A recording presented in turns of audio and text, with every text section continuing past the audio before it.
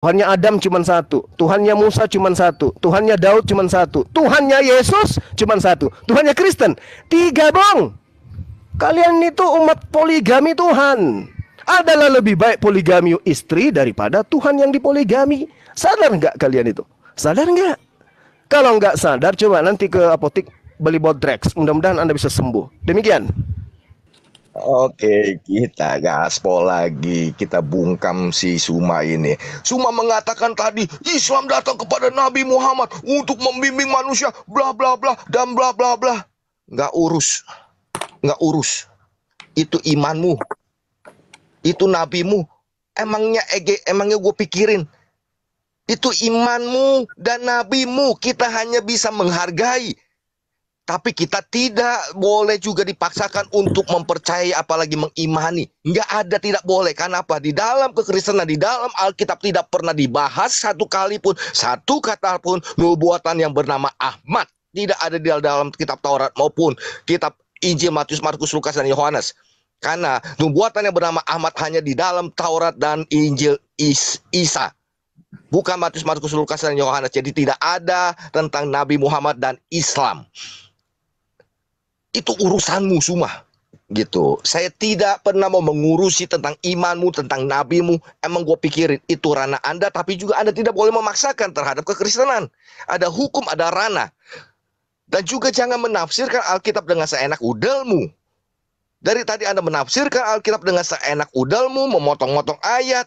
Yusuf yang bertemu kepada Pilatus, Anda gantikan kepada Maria. Sudah jelas-jelas di bawah kan ayatnya, Anda masih asumsi dengan asumsi Anda.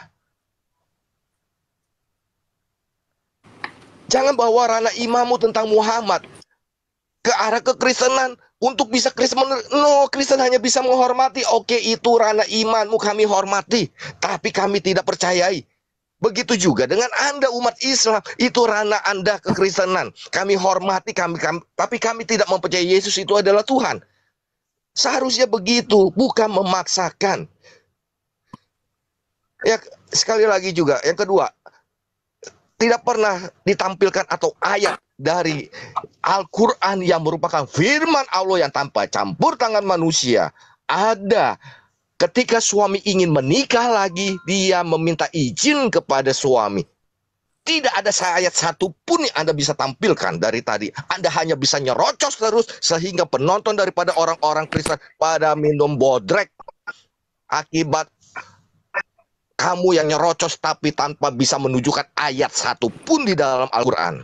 Pada minum bodrek orang-orang Kristen. Karena lihat cuma Anda bisa nyerocos tanpa bisa menunjukkan ayat satupun. Legitimasi tentang surat-surat Paulus di dalam ayat Alkitab.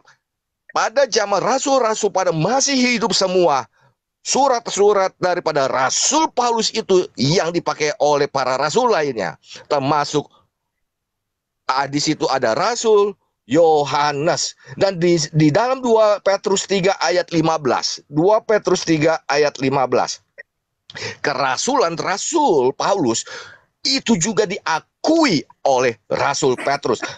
Bunyinya, anggaplah kesabaran Tuhan kita sebagai kesempatan bagimu untuk beroleh selamat, seperti juga Paulus, saudara kita yang kekasih telah menulis kepadamu menurut hikmat yang dikaruniakan kepadanya. Jadi Paulus bertemu dengan para rasul pada saat itu, murid-murid Tuhan Yesus. Dan mereka menerima Rasul Paulus. Apa sangkut pautnya dengan apa hak Anda? Di dalam kekristenan, dalam Alkitab,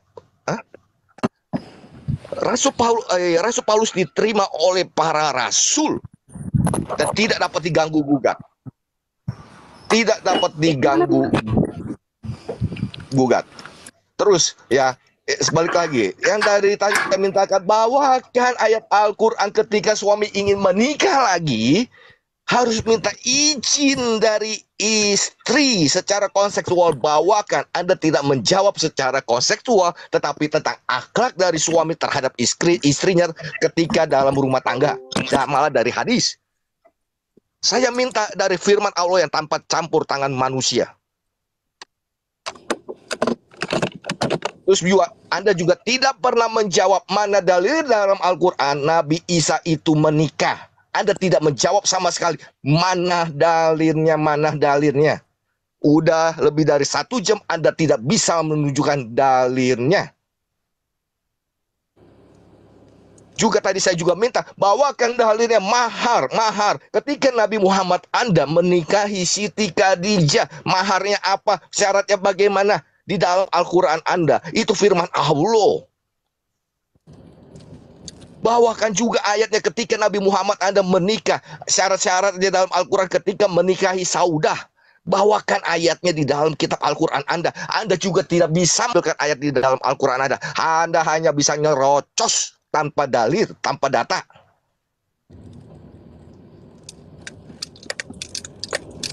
Yohanes 19 ayat 28 dengan jelas tadi sudah dibacakan oleh host Yusuf yang meminta kepada Pilatus, bukan Maria, artinya Anda telah berdusta. Qiyas 51 ayat 10, terkutuklah orang yang berdusta. Anda berbicara tanpa konteks ayat-ayat Alkitab. Saya menampilkan data dari ayat Alkitab, Yohanes 19 ayat 28, bahwa Yusuflah yang meminta kepada Pontius Pilatus, bukan Maria. Terus, nah bagaimana bisa memenuhi bumi kalau bukan poligami? Zaman dahulu anak-anak para raja dan semua orang itu aja sudah banyak. Kita nggak usah bilang 10 atau 3 atau 11 ya. 1 orang 3 anak saja sudah memenuhi bumi. Sudah memenuhi bumi. Kalau dari zaman dahulu tanpa harus berpoligami. Kalau di dalam kekristenan, poligami di dalam keislaman urusanmu. Emang gue pikirin. Lu mau poligami, mau urusanmu. Mau punya istri 3, 4, 5, mau 11. EGP emang gue pikirin. Tetapi jangan poligami yang ada di dalam iman Anda. Anda paksakan ke dalam kekristenan untuk menyetujui. Jangan. Apalagi untuk melakukannya seperti dalam ranah iman Anda. Itu iman Anda. Silakan poligami, tapi jangan memaksa Kristen untuk membenarkan poligami di dalam keislaman menurut ranah Kristen. Nggak bisa. Kristen hanya bisa menghormati, itu ranahmu, silakan Anda mau poligami.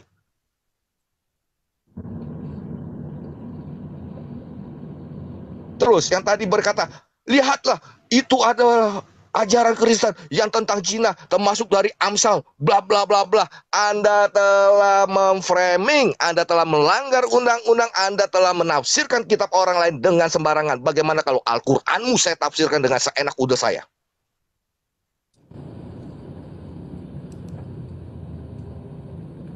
Bagaimana kalau perasaanmu kalau Al-Qur'anmu saya tafsirkan dengan seenak udel saya?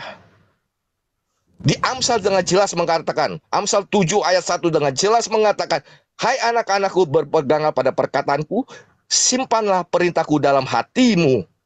Ya, ditulis ya. Nah, ayat di bawahnya dengan jelas dikatakan, tunggu bentar.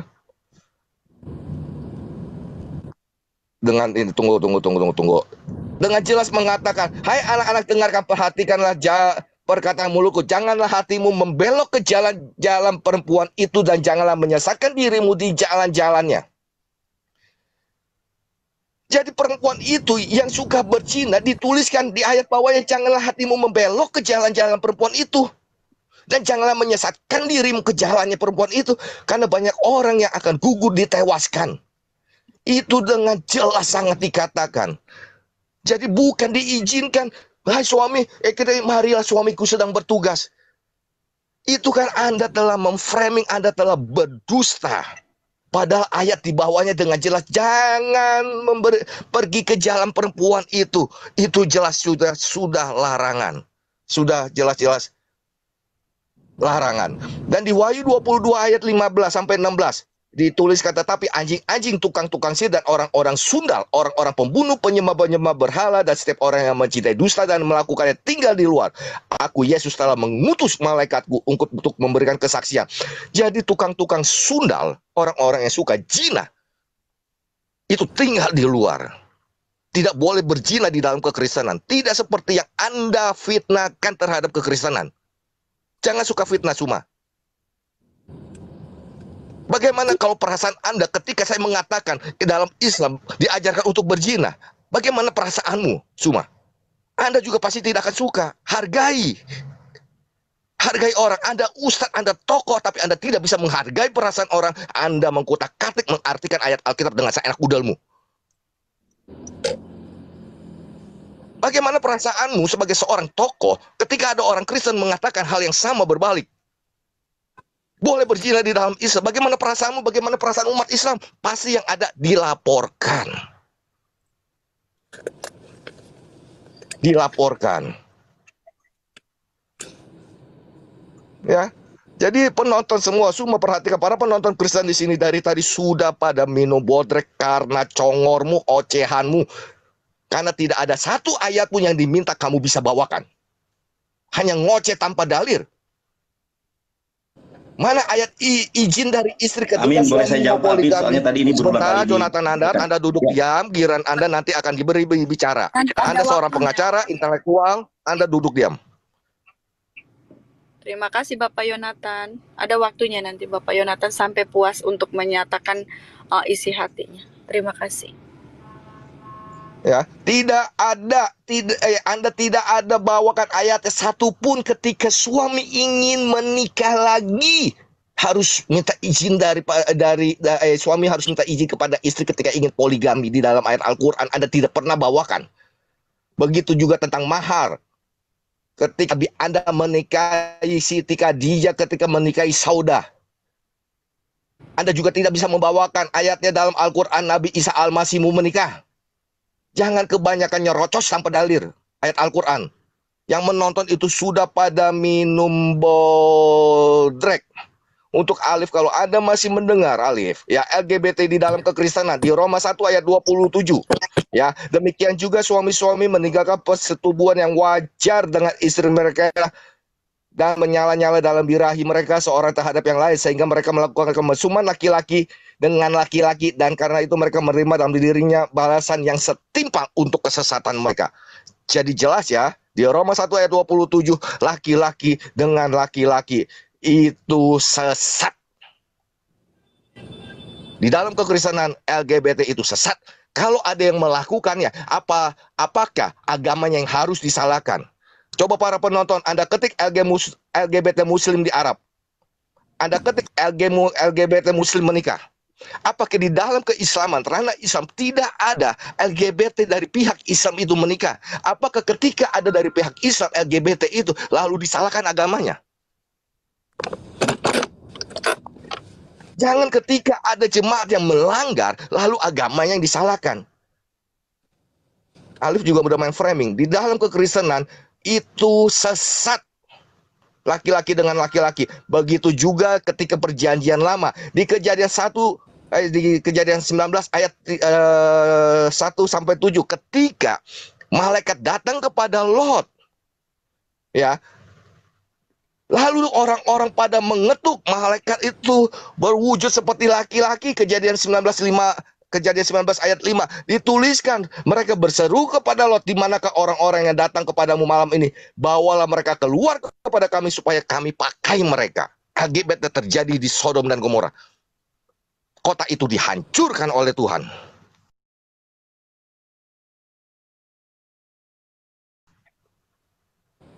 Jadi tidak benar LGBT itu diperbolehkan di dalam kekristenan. Ya, jadi tolong setiap ucapan hargai perasaan orang, jangan suka menafsirkan Alkitab dengan seenak udelnya. Dan tentang Maria yang tadi sudah terbantahkan dengan ayat Yusuf dari Yusuf itu yang meminta kepada Pontius Pilatus untuk menurunkan Yesus. Oke, silakan Mosat, mungkin sister, silakan. Ya, saya tambahkan sedikit. Bentar Nandar, ini giliranku. Kau tenang, kau tenang. Ya, saya menjawab aja yang tadi Pak Suma asumsikan atau framing tentang ayat Alkitab. Tadi Pak Suma jelas mengatakan, mana itu kata Bapa bahwa dia akan merubah Taurat, jangan kata Yesus, jangan kata Paulus. Oke, saya akan kasih ayatnya, Yeremia 31 ayat 31 sampai ayatnya yang ke-34. Bentar saya buka Alkitab dulu ya, karena Alkitab memang ayat-ayatnya saya hafal.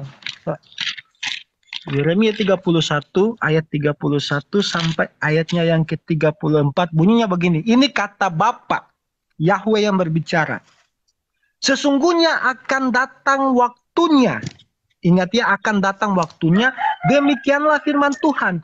Aku akan mengadakan perjanjian baru dengan kaum Israel dan kaum Yehuda.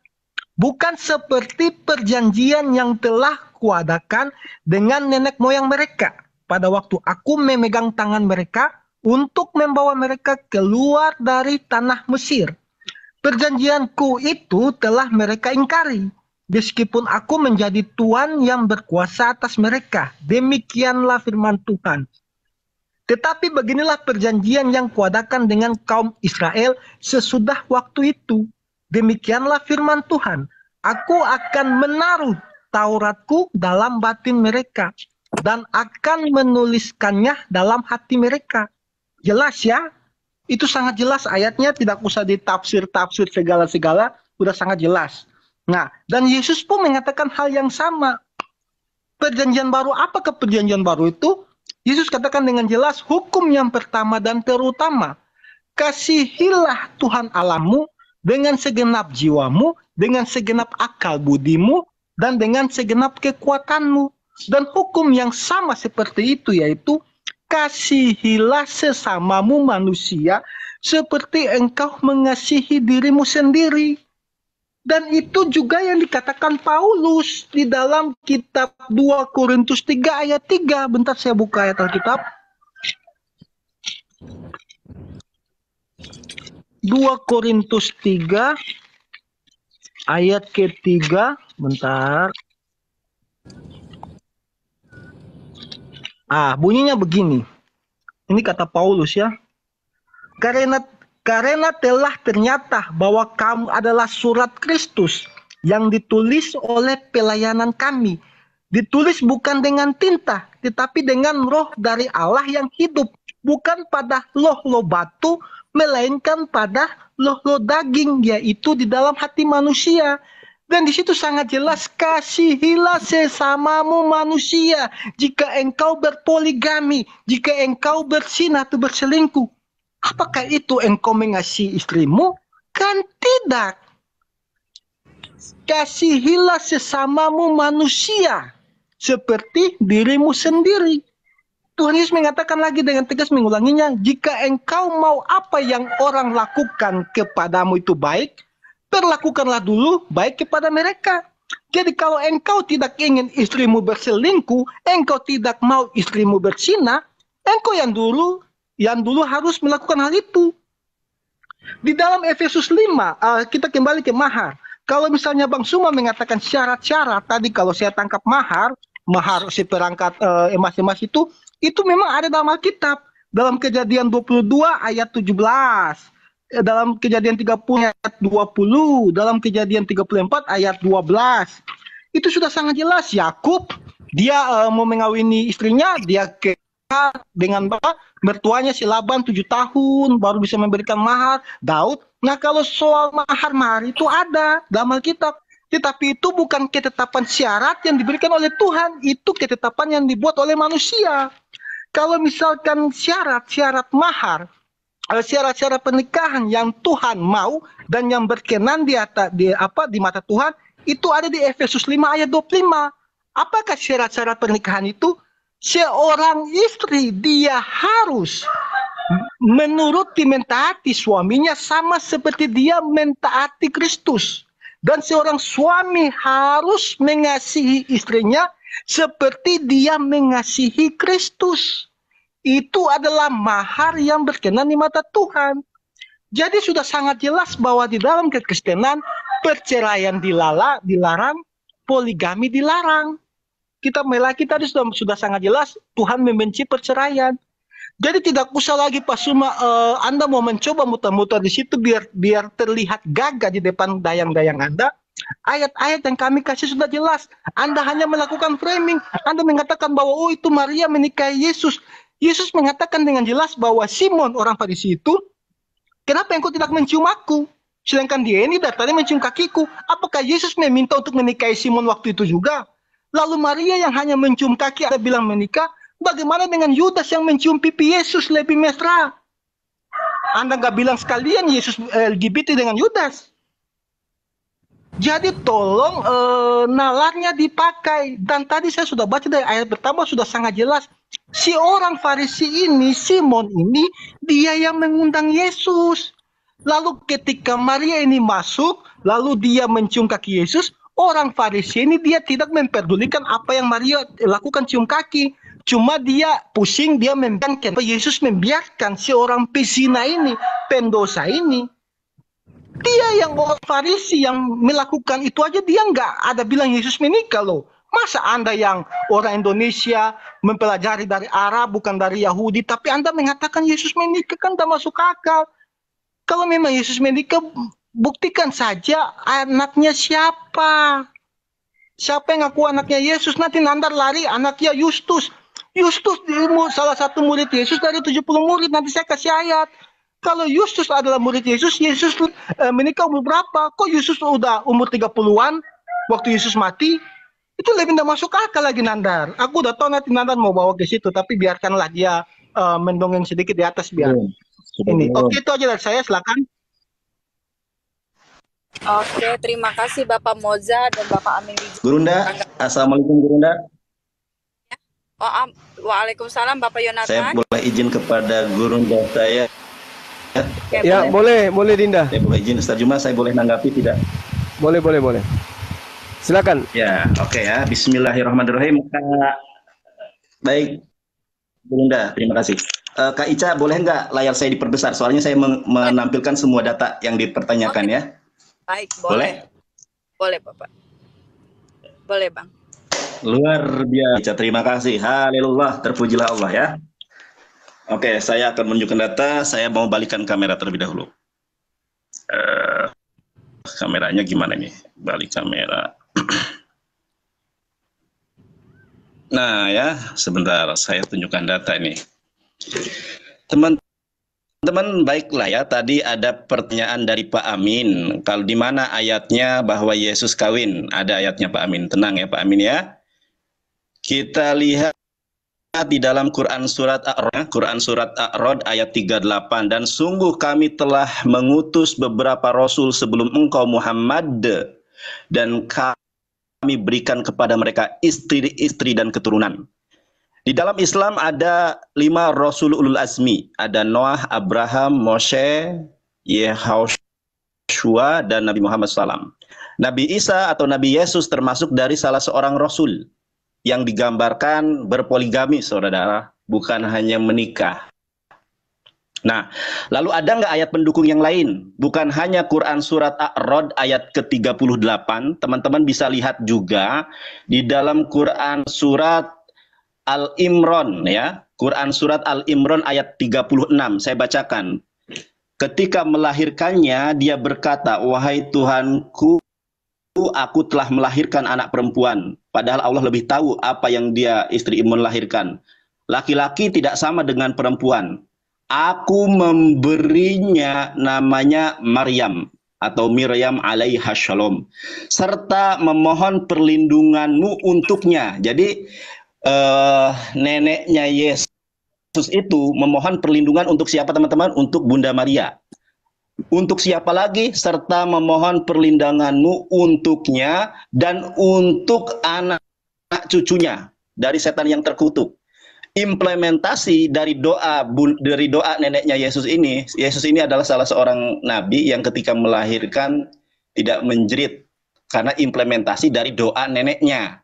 Nah, ternyata dari nubuatan neneknya ini, karena perkataan orang-orang soleh terdahulu itu diijabah oleh Allah. Ternyata Maryam alaiha salam itu memiliki cucu. Nah, kita lihat di dalam kekristenan ada nggak cucu dari dari ini? Ada ternyata teman-teman ya. Di sini disebutkan Yesus Kristus ya. Ini dari family tree ya atau pohon keluarga. Yesus itu ternyata berpoligami. Dia menikahi Maria Magdalena dan Kana. Nah, cucu dari neneknya Yesus ternyata ada 3 orang, saudara. Yang pertama ini Yesus Kristus menikah dengan Maria Magdalena. Anak yang pertamanya adalah Joseph, son of Christus. Lalu yang kedua anaknya itu adalah Justus.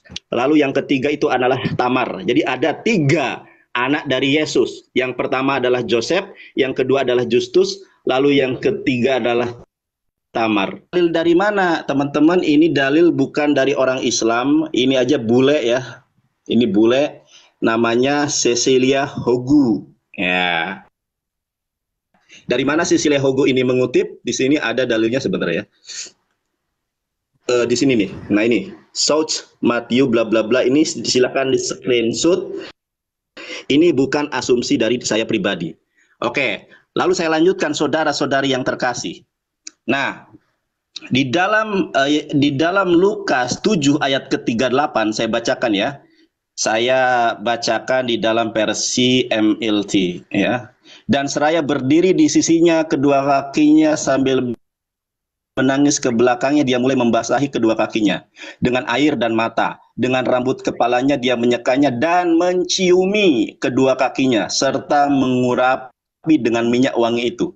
Saudari yang terkasih, baik di dalam perspektif Yahudi maupun di dalam perspektif Islam, tidak boleh.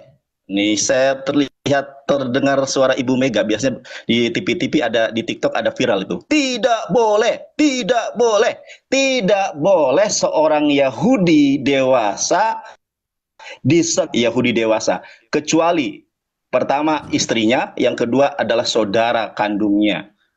Nah, ternyata di sini Maria Magdalena menciumi Yesus, saudara-saudari yang terkasih. Saya tidak mau berasumsi juga, ada sebuah buku yang bagus, buku yang ada di hadapan saya dulu banyak ya di online shop, teman-teman. Ini bukunya. Ya, lagi-lagi buku ini adalah bukan ditulis oleh seorang teolog dari Kristen. Buku ini judulnya adalah Pernikahan Yesus. Ya, yang ditulis oleh Maggie Whitehouse. Maggie Whitehouse ini adalah seorang teolog yang ahli Yunani, ya. Tidak ahli terjemahan, tapi ahli Yunani. Ini data kekristenan, bukan data dari Islam. Oke, kita lihat nih, tapi objektif ya. Kita lihat saudara, kita lihat di sini, di halaman ke-9. Perhatikan baik-baik saudara-saudari yang terkasih, berbagai cabang Yudaism memiliki penafsiran sendiri-sendiri, baik terhadap Torah maupun Talmud. Tetapi satu hal yang disepakati adalah masalah kawin. Perkawinan dianggap penting bagi laki-laki maupun bagi perempuan.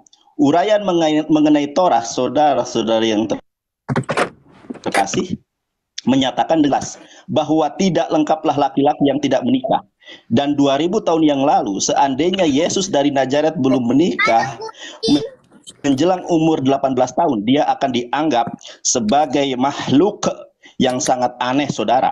Lebih buruk lagi, dia tidak akan dianggap sungguh diterima oleh seorang Yahudi sebagai rabi, ya, oleh orang-orang Yahudi lainnya. Ini halaman 9, buku judulnya ini. Nah, pertanyaannya, apakah ini siapa yang berisik ya? Kak Ica, mohon di mute dulu, kalau boleh. Nggak bisa di mute ya? Nggak bisa mute, sorry. Di dalam buku itu konsensus orang Yahudi tentang perkawinan itu disepakati. Ya, ternyata Yesus di dalam hidup dan kehidupannya oleh orang Yahudi dipanggil rabi, saudara. Diterima sebagai rabi. Sedangkan syarat untuk menjadi seorang rabi adalah menikah. Makanya ada usia di mana di dalam Biblos, di dalam kekristenan itu dikatakan the losing years, tahun-tahun yang hilang. Kenapa orang, mohon maaf ya, kenapa kisah Yesus dari usia 12 tahun sampai 30 tahun tidak dicatat? Karena satu fase yang harus dilalui oleh fase pernikahan. Ada masanya, ya, masa terakhir sebelum menjadi rabi itu ada yang namanya rabi talmidim. Kalau di dalam kuliah kita itu bimbingan skripsi gitu ya. Itu syaratnya harus kawin. Nanti saya akan buktikan. Nah, di buku yang tadi saya baca, kalau Yesus tidak kawin tidak akan diterima, bahkan tidak akan disebut rabi. Pertanyaannya, apakah Yesus diterima sebagai rabi? Kita lihat. Ya, kita lihat Markus 13 ayat Markus 12 ayat 32. Perhatikan saudara, lalu ahli Taurat itu kepada Yesus, tepat sekali guru, benar katamu itu bahwa dia esa dan bahwa tidak ada yang lain kecuali dia. Nah, orang-orang ahli Taurat, orang-orang Saduki mengatakan kepada Yesus apa saudara? Rabi saudara. Guru. Nah, saya tunjukkan di dalam bahasa Ibraninya.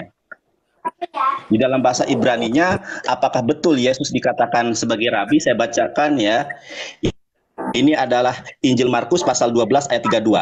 Ya, Amar Elau Hashofer, lalu berkatalah orang-orang ahli Taurat itu, Yapeh. Yapeh itu betul atau cantik atau perfect gitu ya. Yapeh Rabi. Betul sekali, ini tulisannya ya, res, ada fatah, kemudian ada hirik ya, Rabbi. Betul sekali Rabbi. Ternyata orang-orang ahli Taurat menyebut Yesus adalah Rabbi, sedangkan syarat mutlak seorang disebut Rabbi adalah kawin. Saya bacakan secara lengkap. Amar Elau Hashofer Yafeh Rabbi. Emet, benar tuh. Ini emet ya. Benar. Amarta, apa yang kau kan, syehadhu wa in od milbado. Betul sekali guru bahwa dia itu esa, tidak ada yang lain kecuali dia, wahai Yesus. Dan ternyata memang betul yang dikatakan oleh Guru Dajuma ya, ajaran yang benar itu adalah ajaran yang menyembah Allah yang esa atau Allah Subhanahu wa taala yang esa. Tuh, lalu bagaimana menurut orang-orang Yahudi sendiri saudara? Kita lihat nih. Ini adalah sebuah website milik orang Jewish Center Surabaya ORG ya. Jewish Center Surabaya ORG. Jadi ini website milik orang Yahudi. Jadi orang Yahudi Surabaya ya. Seperti Palen dulu orang Yahudi ya, Yahudi Surabaya. Oke. Nah, ini judulnya menarik, apakah rabi perlu menikah? Langsung saja saudara, karena saya tidak mau seperti mereka panjang lebar. Nah, nih kita sekarang di sini. Sekarang kita lihat saudara, guru sekolah, ya. Ini ada alasan hukum bahwa seorang lelaki yang belum menikah tidak boleh menjadi guru sekolah. Di dalam keyahudian, untuk menjadi guru sekolah harus kawin saudara. Kalau tidak, ia akan dikucilkan atau yihud, atau dalam situasi kompromi lain, para ibu yang datang untuk mengantarkan anak mereka. Nah, lalu yang kedua adalah imam besar saudara, atau imam agung. Dalam hukum yang agak terkait, imam besar yang melayani Yom Kippur harus menikah. Kita lihat apakah Yesus imam yang benar. Karena kita sekarang mempunyai imam besar yang agung, yang telah melintasi semua langit, yaitu Yesus. Ternyata syarat syarat menjadi seorang rabi yang agung itu saudara, kawin. Dan buah dari perkawinan Yesus dengan Maria Magdalena, dengan Lydia, ini dengan Maria Magdalena ya, punya 3 anak. Dan sekali lagi, website-website yang menyatakan Yesus punya anak, atau literasi dan referensi yang mengatakan Yesus kawinan poligami, itu bukan dari Islam, tetapi dari Kristen. Jadi datanya internal mereka sendiri ya, sangat jelas. Terima kasih.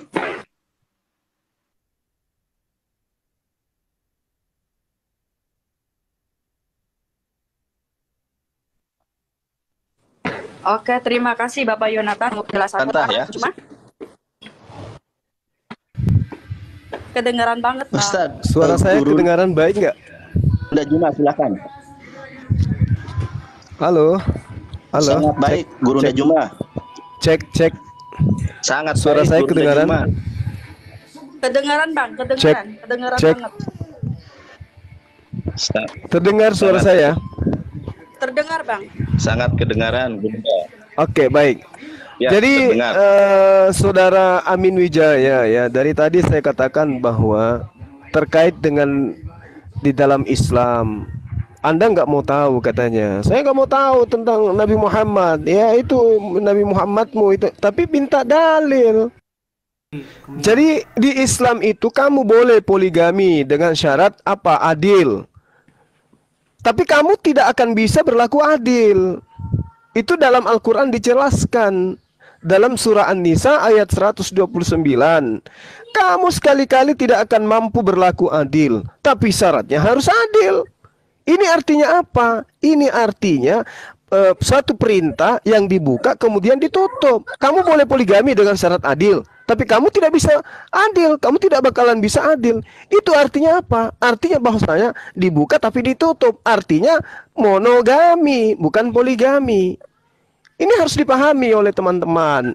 Tapi kemudian ketika ada oknum yang berpoligami dengan syarat-syarat yang tadi, maka itu tidak dilarang. Makanya satu-satunya agama yang memerintahkan cukup satu istri, saya katakan sekali lagi, cuma Islam. Boleh poligami, tapi harus adil. Tapi adil itu nggak bisa, berarti sama aja nggak bisa. Itu yang perlu saudara pahami. Lalu kemudian saudara Amin Wijaya tadi mengatakan saya salah tafsir, saya salah ini, salah itu. Bung, saya katakan kepada saudara Amin Wijaya, ya, kalaupun ada di dalam kitab saudara itu larangan poligami misalnya, meskipun tak ada larangan menjadi gay, larangan menjadi lesbi, larangan menikah dengan binatang dan seterusnya, meskipun itu ada dalilnya di dalam kitab saudara. Satu, gereja-gereja membolehkan nikah sejenis. Itu. Kedua, dengarkan baik-baik. Ini di dalam kitab saudara. Anak-anakku, hal-hal ini kutuliskan kepada kamu, supaya kamu jangan berbuat dosa. Perintahnya memang, jangan kamu berbuat dosa. Akan tetapi, jika seorang berbuat dosa, kita mempunyai seorang pengantara pada Bapa, yaitu Yesus Kristus yang adil. Dan dia, Yesus, adalah pendamai untuk segala dosa kita. Jadi saudara jangan khawatir. Kalau di dalam ajaran saudara itu berbuat dosa apapun, saudara tidak usah khawatir. Kenapa? Ada Yesus sebagai hilasmos. Hilasmos itu dalam bahasa Yunani artinya adalah penebus, pendamai yang menghapuskan. Jadi inti dari kitab saudara, jangan berdosa, jangan berzina, jangan poligami, jangan poliandri, jangan melacur, jangan mencuri, jangan. Tapi kalaupun kalian lakukan, jangan khawatir, sebab ada Yesus sebagai apa? Pendamai. Gak perlu khawatir kalian, itu dalil, Bung. Jadi kalau hari ini saudara mengatakan nggak boleh, di Kristen itu nggak boleh, jangan khawatir kata kitab Anda. Karena kalau Anda melakukan dosa-dosa tersebut, ada Yesus sebagai pendamai. 1 Yohanes 2 nomor 2. Jadi mulai sekarang tidak usah munafik, lakukan apa aja yang Anda inginkan. Toh ada Yesus sebagai pendamai. Dan itu dikatakan di dalam kitab saudara. Jadi nggak usah khawatir, saudara Amin Wijaya. Jangan munafik. Oh, saya nggak boleh poligami, saya nggak boleh berzina, saya nggak boleh ini. Kenapa nggak boleh rupanya? Berdosa. Tapi sudah pernah baca dalilnya 1 Yohanes 2 nggak? 1 Yohanes 2 nomor 2 nggak? Bahwa sekalipun kamu berdosa, jangan kamu takut, sebab ada Yesus sebagai pendamai dosa kita. Baik dosa apa, dosa apa dikatakan dalam kitab saudara, baik dosa kita maupun dosa dunia.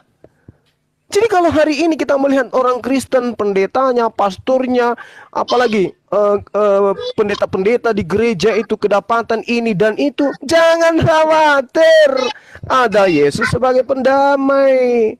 Itu Pak Amin Wijaya, sadarilah itu ya, bahwa memang ya jangan. Tadi di awal saudara mengatakan Yesus itu datang menggenapi. Jadi kalau sudah menggenapi, maka yang tadinya babi haram menjadi halal. Ini konsep dari mana, Pak? Yang dikatakan menggenapi itu menyempurnakan. Menyempurnakan itu melengkapi. Babi haram kok ketika digenapi jadi halal. Pieto mas. Itu yang ngajarin sopo. Yesus itu datang menggenapi hukum Taurat, artinya datang menegaskan, menekankan, menyempurnakan, bukan menghilangkan. Tapi itu wajar. Kalian kan bukan pengikut Yesus. Kalian itu pentuhan. Kalian itu pentuhan Yesus. Ingat bung, di kalangan Bani Israel akan muncul serigala yang nyamar Bani Israel. Ingat itu ya. Yesus mengatakan waspadalah terhadap serigala-serigala yang menyamar domba. Berarti ada non-Yahudi yang akan menyamar-nyamar sebagai Yahudi. Apakah Islam nyamar sebagai Yahudi? Tidak. Apakah Hindu nyamar sebagai Yahudi? Tidak. Apakah Buddha nyamar sebagai Yahudi? Tidak. Yang nyamar seperti Yahudi adalah Kristen. Mengambil kitabnya Yahudi, kemudian menganggapnya itu sudah dibatalkan dengan menjadikan Yesus sebagai tameng. Itulah kalian. Jadi kalau hari ini Pak Amin Wijaya lagi pingin makan daging manusia, makan aja Pak, nggak usah khawatir. Ya, nggak usah khawatir Pak, karena ada Yesus sebagai pendamai. Dan itu di dalam 1 Yohanes 1 nomor 2, 1 Yohanes 2 nomor 1 nomor 2 dan seterusnya. Satu perikop Anda baca sekalipun, itu legalitas terhadap Kristen melakukan perbuatan apapun. Maka wajar Pak kalau seorang pendeta menikahkan manusia dengan anjing. Ada itu Pak di video. Kalau pendeta dengan jemaatnya semua pada telanjang ibadah di gereja, wajar. Wajar kalau seorang pendeta menikahkan laki dengan laki, wajar Pak. Karena di dalam kitab Anda ada legitimasi melakukan apapun itu. Karena ada Yesus sebagai pendamai. Selamat datang kepada kewarasan, mudah-mudahan Anda bisa sehat. Demikian, lanjut. Oke, terima kasih Bang Juma. Mau ditambahi Bang Yonatan? Tadi Bang Yonatan sudah kan ya?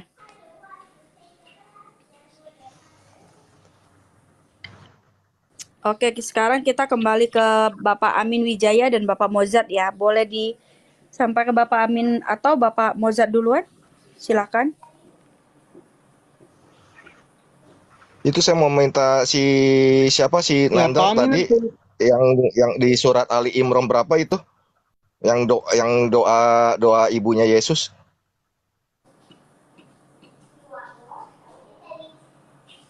Ali Imran Al berapa? Imran ayat 36. Al Imran ayat ke-36. Yes, Al Imran Itu doanya ayat ibunya Yesus buat 36. Sebentar ya, sebentar. Tadi saya kira ayat 38. Oke, dia mengatakan bahwa ini adalah doa ibunya Maryam bla bla bla untuk anak cucunya, padahal di surat Al Imran ayat 36 dijelaskan, maka tak kala istri Imran melahirkan anaknya, dia pun berkata, ya Tuhanku, sesungguhnya aku melahirkan seorang anak perempuan dan Allah lebih mengetahui apa yang dilahirkannya itu. Dan anak laki-lakinya tidaklah seperti anak perempuan. Sesungguhnya aku telah menamai dia Maryam dan aku memohon perlindungan untuknya serta anak-anak keturunannya kepada pemeliharaan engkau daripada setan yang terkutuk. Ini dijelaskan adalah doa istri Imran. Doanya untuk Maryam. Untuk Maryam. Makanya kalau dibawa tentang Yesus menikah, Yesus mempunyai keturunan, dijelaskan, tolong mintakan ayatnya di dalam Al-Quran bahwa ada keturunan daripada keturunan Maryam. Siapakah nama cucu-cucunya Maryam yang ada di dalam Al-Quran? Ayatnya tolong ditampilkan ke saya.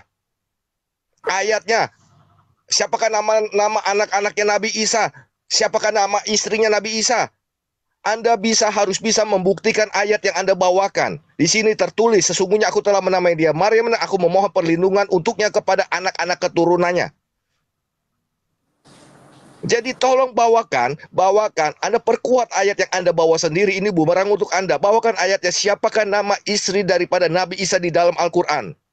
Jangan mengambil dari Alkitab. Siapakah nama cucu-cucunya daripada Maryam.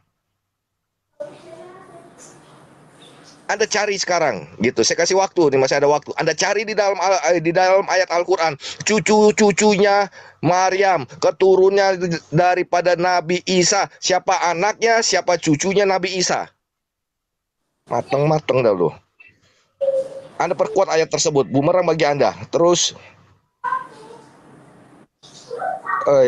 nah, dia membawakan seorang perempuan yang meminyakinya, lalu dia sangkut pautkan itu dengan pernikahan di Kana. Anda seorang pengacara, seorang intelektual, ya. Anda harus bisa membaca konteksnya. Jangan mencomot satu ayat disambungkan dengan Kana.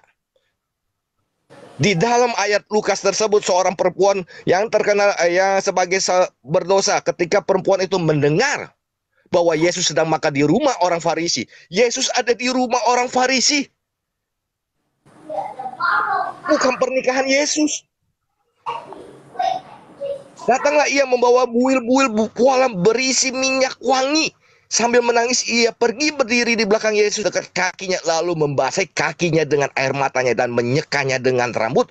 Kemudian ia menciumi kakinya dan minyaknya dengan minyak wangi tersebut. Dan dijawab nih, jika ia ini nabi, tentulah ia tahu siapakah dan orang apakah perempuan yang menjamahnya itu. Perempuan itu adalah seorang berdosa. Logikanya di mana? Otaknya di mana dipakai kalau dikatakan jika ia nabi, tentu ia tahu siapakah orang yang perempuan yang menjamahnya itu, seorang yang berdosa yang sedang meminyaki. Apakah ketika ada dalam pernikahan ada orang berkata begitu? Kan jagat sembung bawa golok. Apakah ada orang menikah? Dituliskan di sini, ketika perempuan yang berdosa itu tahu Yesus ada di rumah orang Farisi. Masa orang yang sedang menikah, ada Yesus pengantin pria ada di rumah orang Farisi, lalu wanitanya tidak tahu, pengantin priaku kemana ya? Oh, ada di sana, aku ke sana. Jaka sembung bawa golok. Sudah jelas-jelas dikatakan begitu. Perempuan itu mendengar Yesus ada di rumah orang Farisi. Dia datang membawa buil-buil untuk meminyaki kakinya. Perempuan berdosa itu. Maka orang-orang di sana berkata, kalau ia nabi, ia pasti tahu siapa perempuan ini. Lalu Yesus menginjil mereka, engkau melihat perempuan ini. Aku masuk ke rumahmu, namun engkau tidak memberikan aku air untuk membasuh kakiku, tetapi dia membasahi kakiku dengan air mata. Artinya Yesus telah, tahu gak apa? Bertamu. Masa seorang pengantin pria ada bertamu lalu terjadi pernikahan? Ini kan konteksnya berbeda dengan konsep pernikahan di Kana Jaga Sembung. Ketika aku datang ke rumahmu, engkau melihat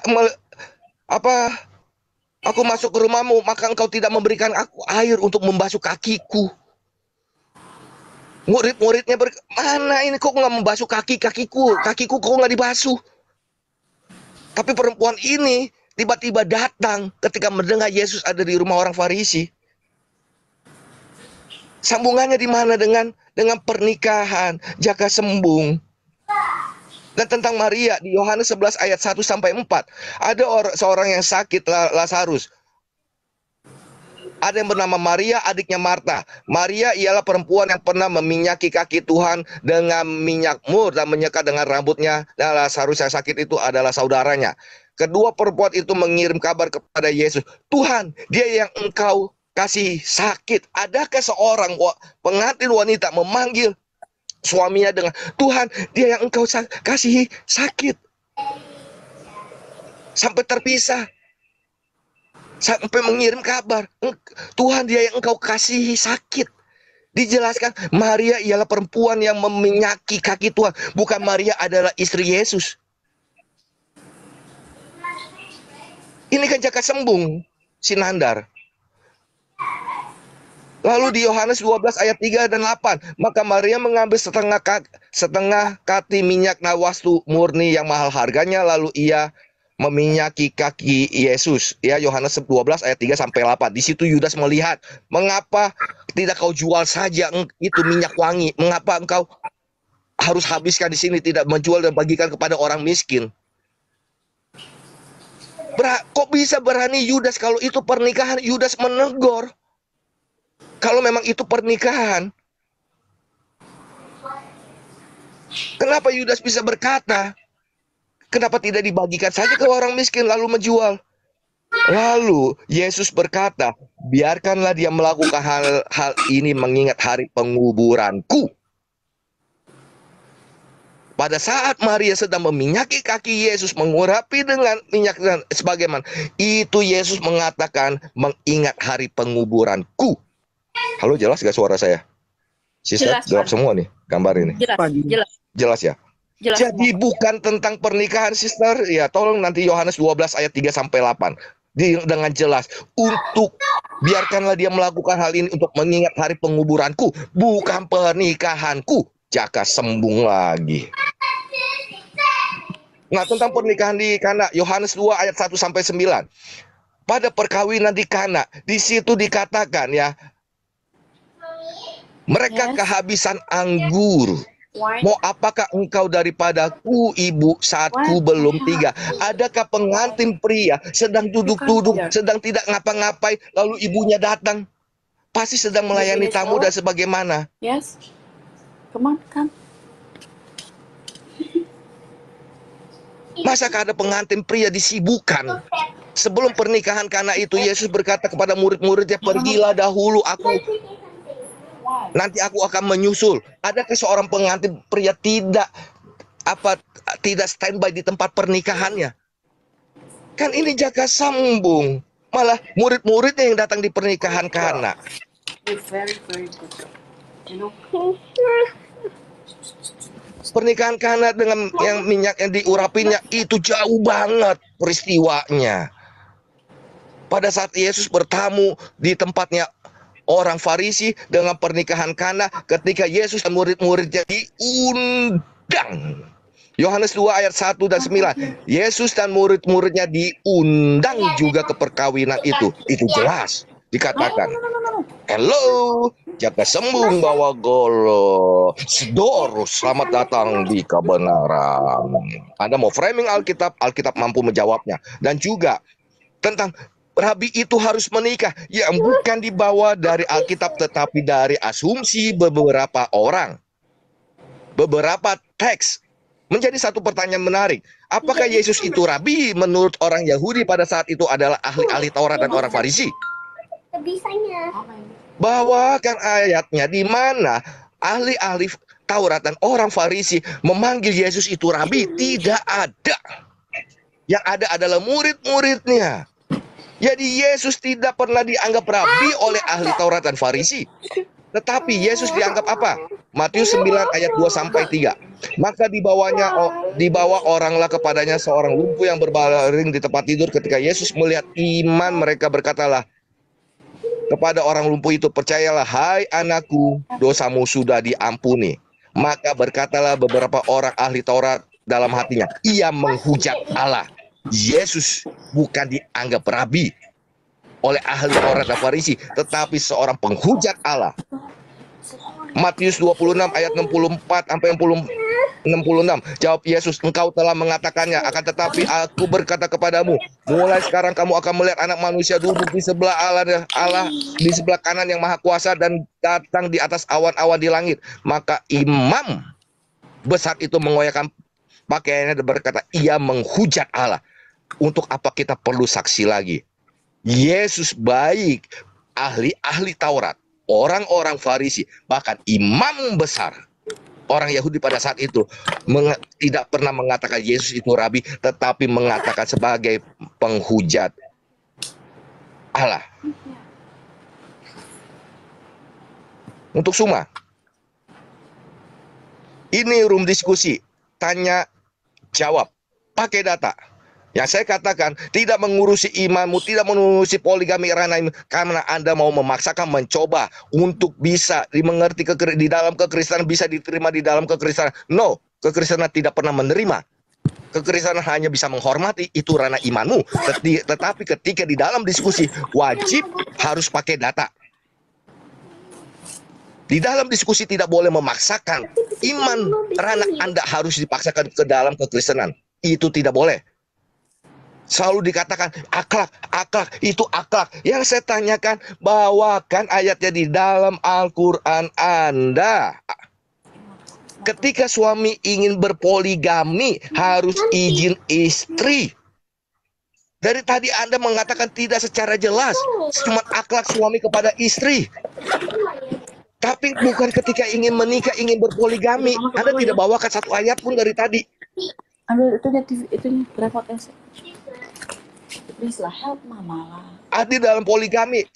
Dia bilang, di dalam keislaman, adil harus dalam berpoligami. Emang gua pikirin, itu ranah imanmu. Gua nggak pernah nanya tentang adil dalam berpoligami. Gue tidak pernah nanya. EGP, jangan kegeeran Suma dan jangan asal ketika menjawab. Penonton semuanya host. Apakah saya ada menyinggung tentang keadilan dalam berpoligami? Tidak ada. Tidak ada. Yang saya tanyakan adalah mana ayatnya ketika suami ingin kawin lagi poligami harus meminta izin istri. Itu pun dari perkataanmu harus seizin istri. Dari perkataanmu lah saya minta ayatnya di dalam Al-Quran. Anda bisa berkata-kata tetapi tidak menampilkan ayat. You open TV. Ayatnya Anda tidak banyak tampilkan, tapi Anda meminta kekristenan untuk menampilkan Anda, menampilkan banyak ayat untuk Anda. Jangan jadi munafik. Lakukan ketika diminta ayatnya keluarkan, termasuk Nabi Isa Al-Masih itu menikah. Nandar, itu sudah dijawab sama Alif tadi. Saya meminta ayat Nabi Isa Al-Masih itu menikah di dalam Al-Quran. Dan juga tadi ingat Nandar, ya Anda harus bisa perkuat ayat tersebut. Keturunan Maryam itu siapa saja? Siapa istrinya Nabi Isa Al-Masih? Siapa anaknya Nabi Isa Al-Masih, cucunya Maryam? Siapakah cucunya Nabi Isa Al-Masih? Siapakah cicitnya daripada Maryam? Kau tampilkan untuk perkuat ayat tersebut. Ingat, Al-Quran tidak boleh ada satu pun pertentangan di dalamnya, Nandar. Kau harus membela Al-Quranmu. Tentang LGBT semua, larangan LGBT, ya kan? Banyak gereja buktinya menikahkan. Tidak semua gereja, hanya segelintir kecil gereja yang menikahkan. Tetapi itu bukan ajaran. Tunggu bentar ya bro. Saya lagi live bentar. Itu bukan ajaran. Sudah dijelaskan tadi. Bantahan-bantahan tidak boleh laki-laki dengan laki-laki. Sama seperti Islam tadi saya mengatakan, tidak boleh ada LGBT di dalam Islam. Tetapi Anda cek di Google, Anda cek di YouTube, LGBT di Arab, LGBT Muslim menikah, imam gay di Australia. Banyak. Tetapi ketika ada LGBT Muslim menikah, ada imam gay di Australia, ada LGBT di Arab, apakah harus disalahkan tentang Islamnya, tentang Al-Quranmu semua?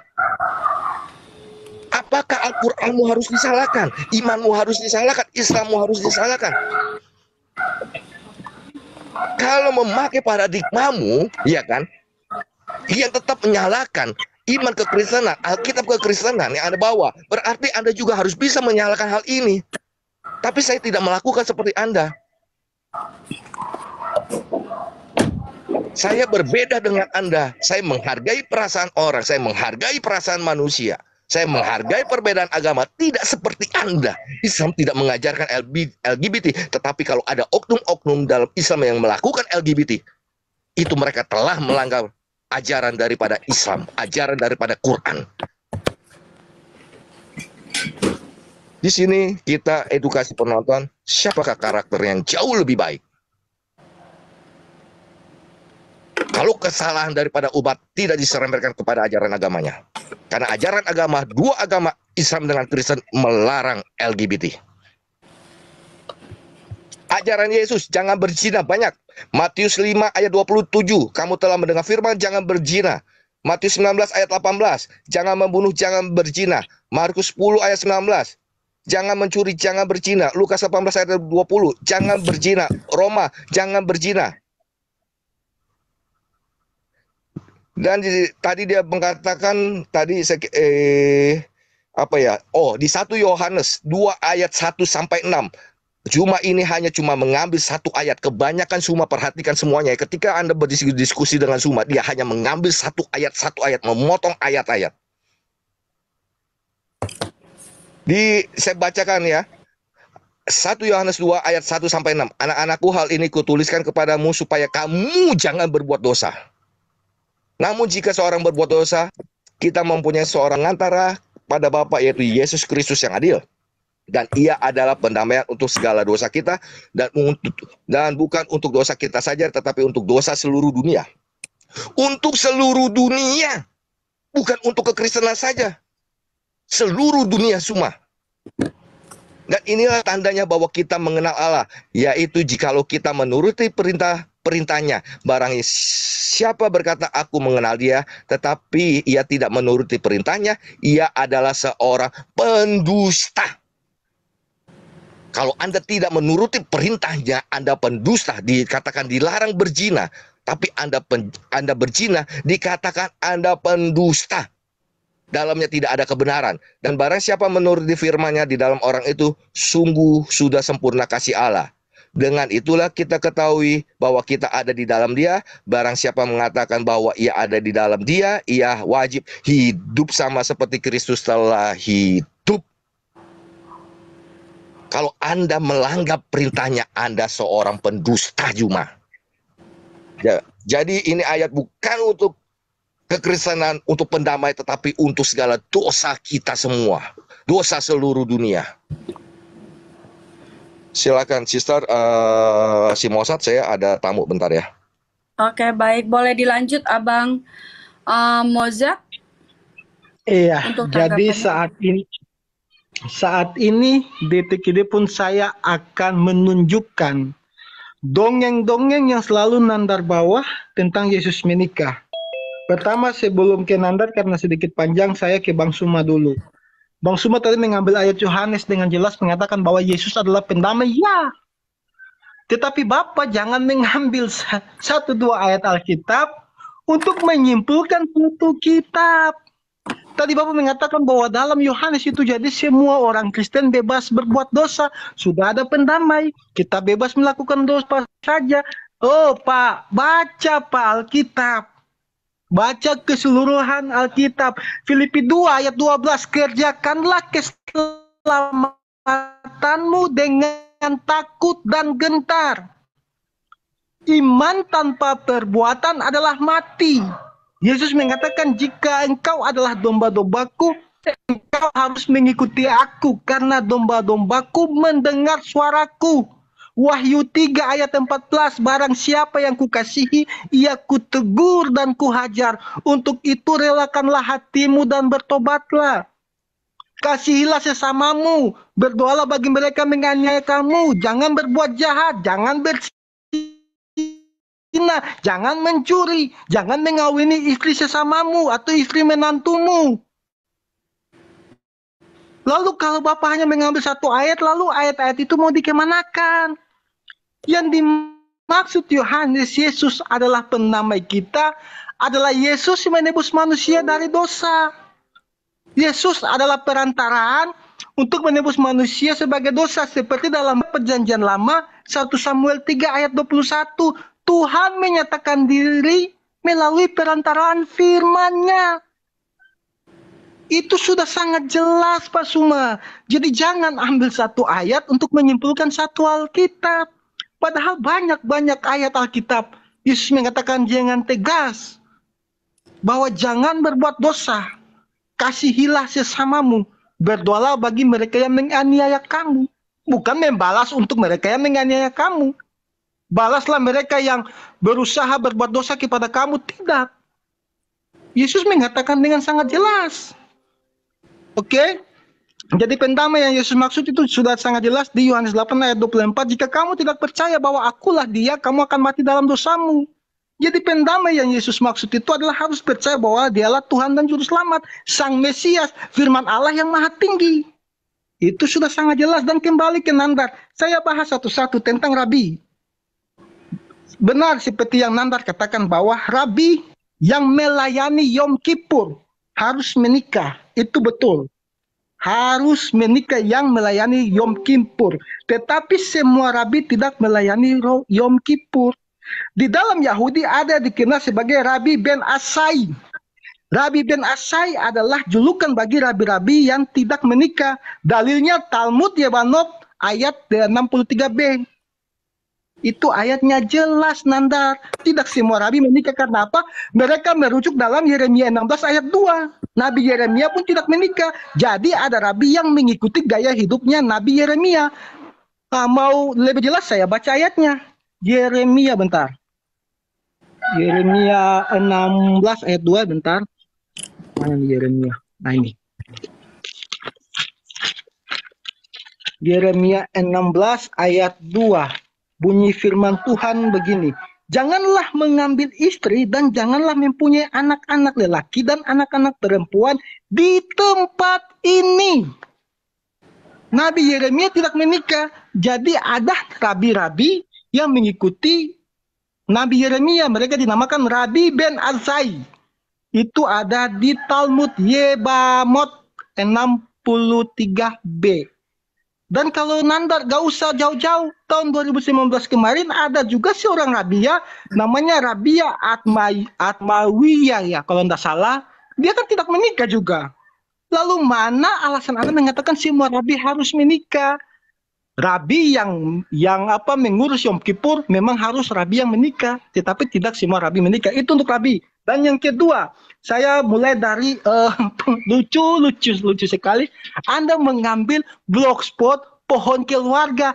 Blog itu juga bisa saya buat sendiri. Saya memakai profil orang Arab, lalu saya menulis contoh baginda Nabi Muhammad mempunyai istri 27. Lalu Anda mengambil itu sebagai dalil, kan lucu. Dan lebih lucunya Nanda, di situ ditulis Yustus berumur 37 tahun, dia mengutip Matius yang Yesus mengutus 70 muridnya. Yesus aja mati umur 33 tahun. Bagaimana mungkin Yesus masih hidup 32 tahun, anaknya sudah berumur 37 tahun, Nandar.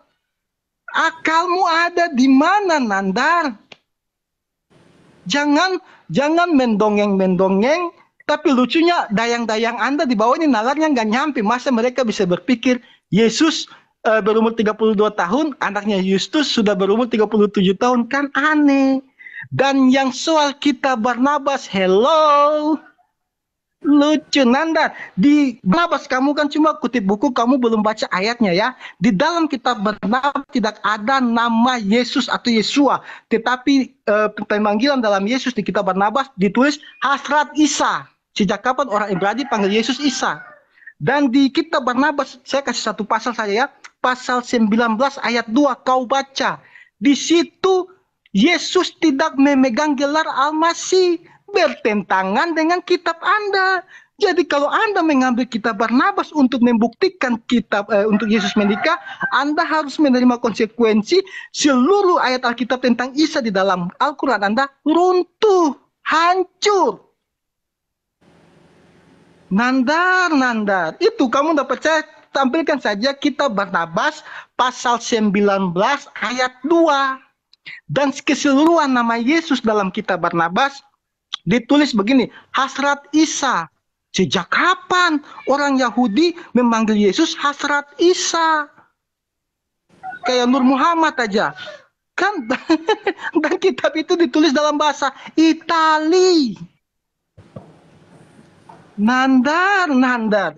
Cobalah begini, kalau berdiskusi bawa data yang valid, jangan mendongeng. Kan sudah saya katakan berulang kali Nandar, jangan mendongeng di sini. Lucu dan sangat lucu. Kalau kamu mau bahas kitab Barnabas, oke, saya tampilkan ayat satu-satu, karena dalam kitab Barnabas juga ada mengatakan bahwa nabi dari Arab adalah nabi palsu. Dan di dalam kitab Barnabas, contohnya pasal ke-6 dengan jelas saja, pasal ke-6 kau baca kelahiran Yesus tuh di kitab Barnabas ditulis pada pasal ke-6. Di situ Yesus lahir di kandang domba kota Bethlehem, bukan di bawah pohon kurma seperti yang Quran Anda tulis. Jadi Anda hanya ambil satu ayat kitab Barnabas untuk menikah, tetapi meruntuhkan banyak ayat di dalam Al-Quran Anda. Jadi stop mendongeng di sini, itu aja dari saya. Silakan Kak Hos. Oke, terima kasih. Dor, Bagaimana Bapak selamat Amin? datang di kebenaran. Ya, Dor, selamat datang di kebenaran Alkitab. Lanjut, Sister. Oke, baik. Apakah sampai di sini sudah pada mengerti atau ingin menambahkan? Boleh Bapak Yonatan.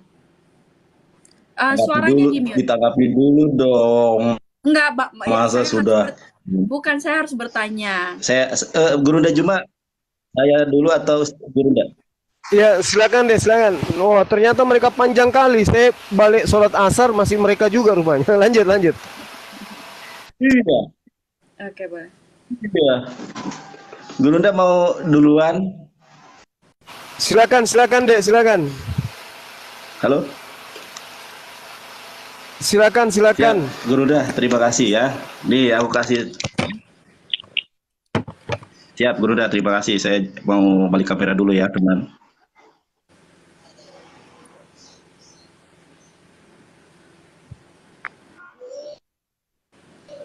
Sedar salah tadi mana?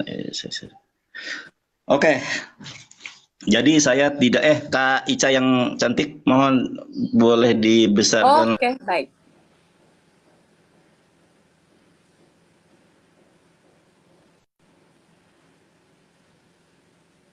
Halo. Wah, ini sinyal saya apa sinyalnya Ongong ini? Waduh. Oke. Terima kasih Kak Ica ya. Sama-sama. Saya punya ini teman-teman, punya literasi.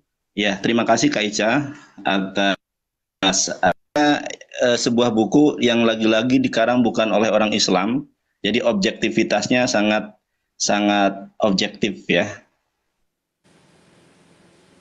Sangat kredibel. Ulasan Injil Maria Magdalena. Banyak ayat yang mendukung bahwa Yesus Kristus memang punya istri cantik, saudara, yang bernama Maria Magdalena. Di dalam Injil Maria Magdalena ayat 1-6, Petrus berkata kepada Maria, "Kami tahu cinta guru terhadapmu beda dari cintanya terhadap wanita-wanita yang lain, saudara. Beritahukanlah kami apa saja yang dapat kau ingat dari apa yang pernah disampaikannya kepadamu, sesuatu yang belum kami dengar sebelumnya." Petrus dapat merasakan kekuatan Maria. Ia dapat merasakan kekuatan setiap kata yang terucap olehnya. Ia pun sadar betul ya bahwa kekuatan ini kata sang guru terhadapnya. Pertemuan antara cinta seorang murid dan seorang guru melahirkan energi yang sungguh sangat dahsyat. Jadi ada sosok yang istimewa di sini, yaitu sosok Maria Magdalena. Tadi Anda berbicara tentang Justus, saudara Mojad Alveru. Saya punya Alkitab berbagai bahasa. Bahasa Yunani saya punya, bahasa Ibrani saya punya, bahasa Arab saya punya. Ya, kita lihat nih, rujukan dari ayat yang Mojad bilang Lukas 10 ayat 1, ternyata Lukas 10 ayat ke-1 teman-teman itu banyak tambahannya. Bukan hanya di dalam terjemahan. Jadi penambahan di dalam gospel itu penambahan dalam original teks juga. Ini ya. Ini ini bukunya, kitabnya. Teman-teman lihat ya, The Greek Lukas 10 ayat 1. Ya, coba Lukas 10 ayat 1 ada tanda kurung, saudara. Ini bukan tanda kurung biasa, ini tanda kurung yang dijebloskan ke dalam original. Kalau terjemahan ada tanda kurung wajar, saudara, itu sebagai tafsiran. Tetapi kalau ada ya original teks ditambahi tanda kurung, siapa, saudara? Ini ya. Nah, ini yang bukunya tuh ditambahi kan. Nah, kita lihat di dalam Kodeks Vatikanus dalam online, sama enggak dengan buku Gang? Biar lebih efisien kita lihat online saja. Sebentar ya guys. Oke. Kita lihat the online Greek Bible. Saya bacakan ya. Metade tauta anedeisen ho kurios etoros evodomen konta duo. Tuh. Ada tambahan di dalam original teks. Jadi yang diutus oleh Yesus di dalam Lukas 10 ayat ke-1 itu ada perbedaan pendapat. Di dalam original teks, di dalam terjemahan itu 70. Jadi rujukan Mojad aja itu ayat yang ditambahi. Padahal Wahyu 22 ayat ke-18 bahwa Alkitab itu enggak. Tapi pada prakteknya saudara-saudari yang terkasih ada penambahan. Ya, kai avesteilen hautos ana duo. Nah, ada di sini, ya kan? Oke lah, kita pada urgensinya bukan membahas tentang autentisitas kitab suci, kita akan bahas lagi terkait pernikahan Yesus, saudara. Ya, pernikahan Yesus itu, saudara. Ini pakar Ibrani ya. Kalau saya bukan pakar Ibrani, teman-teman. Ada di teman Kristen ini, saudara Kristen ini pakar Ibrani, sekolahnya saja di Israel. Siapa dia? Ibu Rita Wahyu. Ya, Ibu Rita Wahyu mengampu, saya sangat hormat kepada beliau ya, cantik juga dan berkudung. Sarapan pagi Biblika, ya. Ternyata ada 13 tahun Yesus menghilang. Mohon maaf, dari 12 tahun sampai 30 tahun ada yang disebut dengan the lost year of Jesus, di mana Yesus berada ketika berusia 12 sampai 30 tahun. Ini pakar Ibrani dari Kristen loh ya, lebih pakar daripada saya. Saya pakar Ibrani Ibu Rita Wahyu. Ibu Rita Wahyu menjelaskan kenapa Yesus itu menghilang, saudara, dari usia 12 sampai 30 tahun. Anda cari sampai botak kepala kita, kalau cari kisah dan bagaimana hidup Yesus dari usia 12 sampai 30 tahun tidak ada. Yesus menikah, saudara. Oke, ya. Nah, ini ya. Kurang dekat layar saya. Nah, ini ya. Tahapan-tahapan pendidikan Yahudi. Kenapa Yesus menghilang, saudara? Karena Yesus belajar. Yesus itu belajar dan dia dididik untuk menjadi rabi Yahudi. Di sini ada terpampang dengan jelas tahapan-tahapan pendidikan Yahudi atau hinuk adalah sebagai berikut. Yang pertama, Mikra, Misnah, Misfot, Talmud. Ya. Dalam level madrasah pada usia 20 tahun pada zaman Tuhan Yesus ada Bait Midrash yang dikenal dengan Beit Hillel, House of Hillel. Tradisi bekerjasama dengan Beit Shammai. Ya. Nah, lihat, perhatikan saudara-saudara. Dan mulai usia 30 tahun baru boleh mengajar di depan umum. Makanya kenapa Yesus itu menghilang dari usia 12 sampai 30 tahun, karena dia harus tunduk dan patuh terhadap ajaran Yahudi, terhadap tradisi Yahudi, yaitu sekolah. Apakah hanya sekolah, saudara? Kita lihat. Ya, kita lihat ini menurut Ibu Rita Wahyu ya.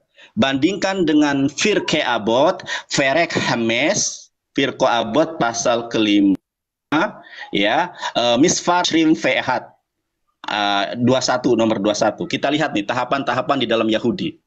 Ya, ada Lamikra pada umur 10 belajar Misnah atau Lamisnah. Pada 13 tahun pada perintah Lamispot, ya, kalau di dalam Islam itu mukalab, orang yang dikenakan hukum, ya, atau usia balig. Pada usia 15 tahun mempelajari Talmud, ya. Kemudian La Talmud pada usia 18 kanopi pengansia 18 itu ada yang namanya kawin.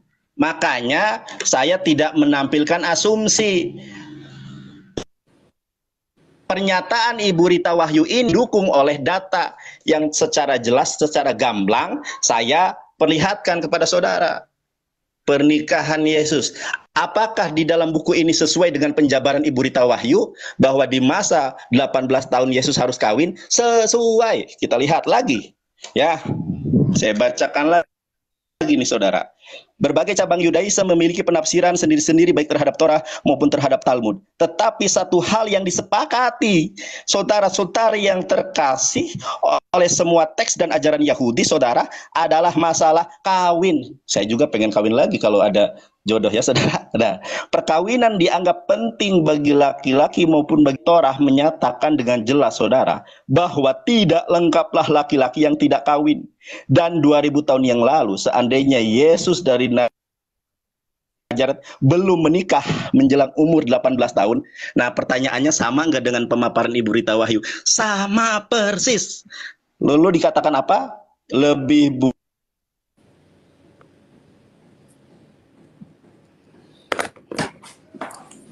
Suaranya dia tidak akan disungguh-sungguh diterima sebagai guru. Pertanyaan Pak Ati, ya, ternyata orang Parisi itu tidak seperti yang Pak Amin sampaikan. Sebentar Pak, sebentar Kak Ica. nggak putus-putus, Di Bang. dalam ajaran Injil, ya di dalam yang apa yang tertulis. Halo. Udah jelas. Halo, gimana sekarang Kak Ica? Iya, udah bisa. Tadi lagi tadi apa agak sedikit. Sudah jelas, saya ulangi ya. Ya, ulangin lagi, Bang. Yang mana? Oke, saya ulangi lagi ya. Kak Ica, terima kasih atas atensinya, luar biasa perhatiannya. Saya ulangi lagi ya. Dari ini sudah tadi putus-putus nggak yang ini? Dari awal aja, ya, dari situ ya, aja berbagai cabang. Berbagai cabang Yudaisme memiliki penafsiran yang berbeda. Oke, dari berbagai cabang Yudaisme itu memiliki penafsiran yang berbeda-beda, saudara. Masalah hukum, masalah Talmud, dan lain sebagainya. Tetapi dalam masalah kawin, itu mereka ada konsensus, kesepakatan. Makanya di sini disebutkan seandainya Yesus dari Nazaret belum menikah, menjelang umur 18 tahun, dia akan dianggap sebagai makhluk yang sangat aneh. Pak Amin tadi mengatakan tidak ada orang Yahudi yang menyebut Yesus rabi, hanya para murid. Ini juga salah. Lebih buruk lagi, dia tidak akan sungguh-sungguh diterima guru oleh orang-orang Yahudi lainnya. Pertanyaannya, apakah Yesus diterima sebagai rabi oleh orang Yahudi? Kita buka Koreksi, di dalam ahli bahasa Taurat. Ibrani. Saya mengatakan ahli Taurat, Farisi, Kita dan buka imam. di Koreksi, saya tidak mengatakan Yahudi. Ahli Taurat, Farisi, dan imam besar. Oke, ini ahli Farisi ya. Sekarang ya baik Pak Amin atas atas interupsinya. Nah, kita lihat nih Saudara. Di dalam Markus 12 ayat ke-32.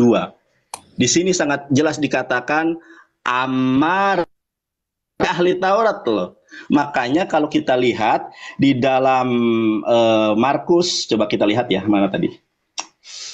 Nih. Nah, coba ini lihat nih. Dor, Pak Amin kena tembak sama Injilnya sendiri. Markus 13 ayat 32. Lalu kata ahli Taurat itu kepada Yesus, tepat sekali guru, benar katamu bahwa dia esa. Ternyata orang-orang Yahudi, orang-orang Farisi, orang-orang Saduki menyebut Yesus guru. Wah, ini terjemahan evangelis. Ada nggak original teks? Kita lihat nih. Benar nggak Yesus dibilang rabi? Ada ini. Teman-teman, ini screenshot, screen recorder. Ya, perlihatkan kepada Bambang Nursena atau Ibu Rita Wahyu. Benar nggak pemaparan saya? Di sini dikatakan Kak Ica, Amar Elau Hasofer, ya. Berkatalah orang-orang yang ahli Taurat itu, Yahweh. Yahweh itu dalam bahasa Ibrani sebenarnya cantik ya.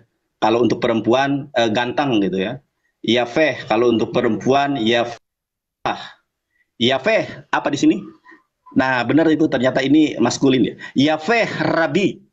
Betul luar biasa kalau kita exactly Rabi itu. Di sini tertulis apa? Res patah, bet ada hirik ya. Hirik itu dalam Islam kasroh. Rabai, beturu, rabi, emet benar, amarta apa yang kau katakan, seehadhu wein. Od milbado, benar sekali guru bahwa dia itu adalah esa wein dan tidak ada yang lain. Od milbado.